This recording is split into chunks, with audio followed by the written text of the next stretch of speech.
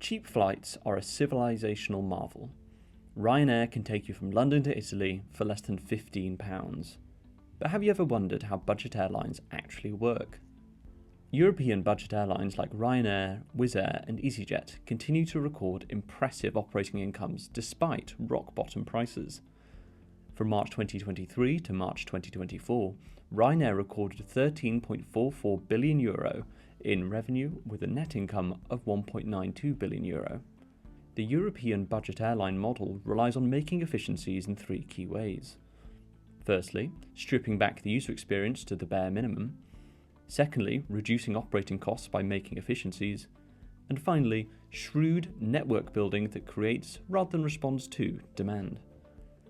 Let's start with the user experience.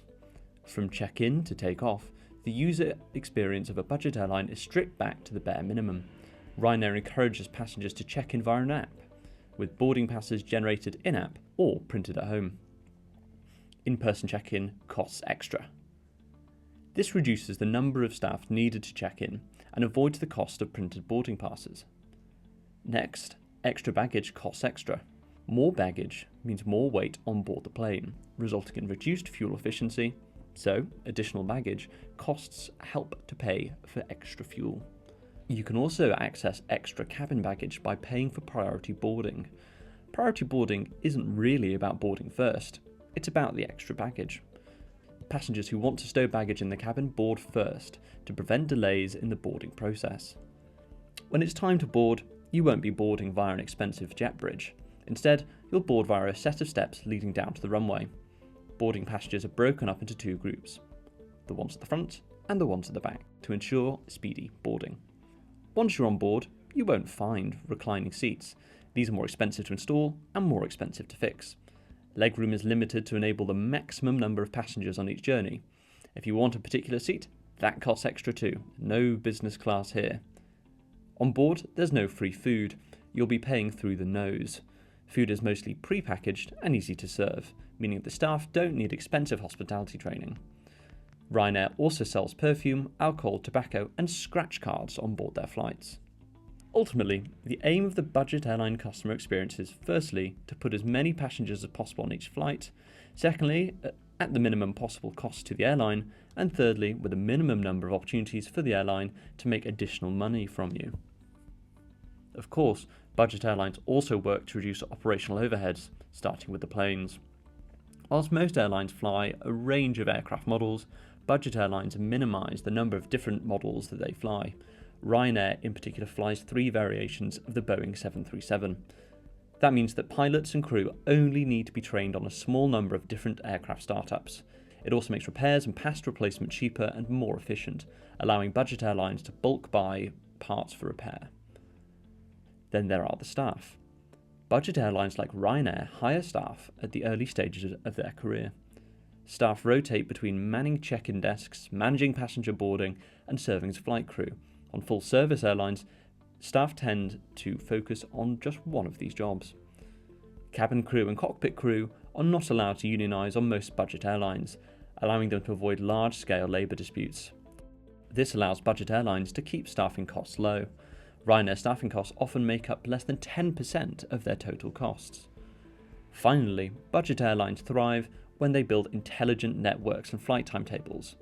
At the basic level, this means fast turnaround between flights for each plane. Time spent waiting at airports is time spent incurring costs without raising revenue. Ryanair prides itself on a 25-minute turnaround. They aim to move passengers off and on the plane and get back in the air in 25 minutes. This maximises the amount of time per day that each aircraft is making money, meaning that they can run more routes with fewer planes. Then there are the airports that budget airlines choose to fly to. Large international airports like Heathrow Airport and Paris-Charles de Gaulle are subject to high demand.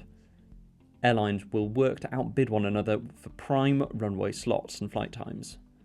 Rather than engaging in bidding wars, budget airlines fly to smaller, more obscure airports, often further away from city centres. These airports face less demand, so charge less for runway spots. Think London Luton rather than Heathrow Airport, or Paris Beauvoir rather than CDG.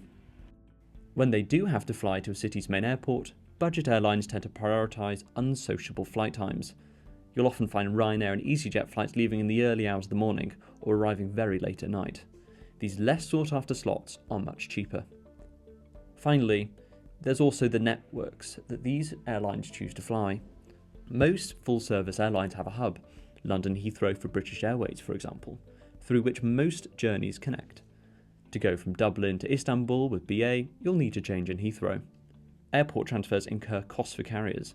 Bags must be moved from one plane to the next, and any delays will incur costs for the airline, with passengers needing to be compensated or rebooked. Instead, Ryanair flies many point-to-point routes from many different airports.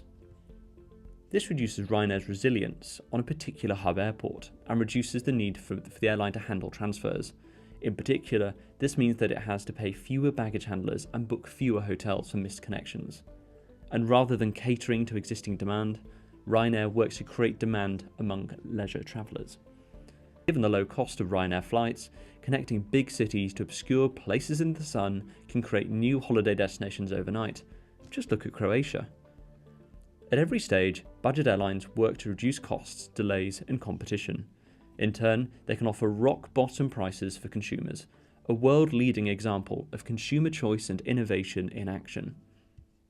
As a result, it's now easier than ever for Europeans to travel their continent. So next time you board a cheap flight, raise a glass to Michael O'Leary and airline bosses like him.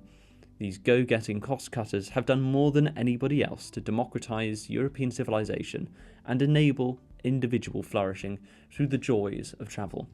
The rise of budget airlines like Ryanair isn't just a story of shrewd business strategy, it's a testament to the power of free markets and privatisation. A few decades ago, air travel was a luxury reserved for the wealthy. In the 1950s, a return flight from London to New York could cost the modern equivalent of £4,000 or more. Today, thanks to competition and deregulation, you can book that same flight for a fraction of the price. So what changed? Before the 1980s, governments tightly controlled air travel. Airlines couldn't set their own fares or choose their own routes. They needed government approval. Some airlines were even government-owned. This limited competition and kept prices high. Then, in 1978, the US deregulated its airline industry, allowing airlines to compete freely on prices and routes. Europe followed suit in the 1990s, breaking up state monopolies and allowing new carriers like Ryanair, EasyJet and WizzAir to enter the market. With more competition, prices plummeted and air travel became accessible to millions. British Airways, once a struggling state-owned airline, was privatised in 1987 with thanks to the Adam Smith Institute. Before that, government ownership meant inefficiency, bureaucracy, and a lack of incentive to cut costs. But once it became privately owned, BA was forced to compete, innovate, and become profitable. This pattern repeated itself across Europe as other national airlines faced competition from budget carriers. Privatisation and deregulation didn't just make existing airlines more efficient, they allowed new business models to emerge. Budget airlines perfected cost-cutting strategies that wouldn't have been possible in a rigid, government-controlled system. Today, thanks to competition, flights are more affordable than ever. What used to be an expensive luxury is now a routine part of life for millions. Weekend trips to Rome, summer holidays in Greece, and spontaneous getaways to Spain are all within reach for ordinary working people. Cheap flights have transformed the world. Students, families, and retirees alike can explore new cultures, visit relatives abroad, and take budget-friendly holidays. Entire industries, tourism, hospitality, and even remote work have flourished thanks to the accessibility of air travel.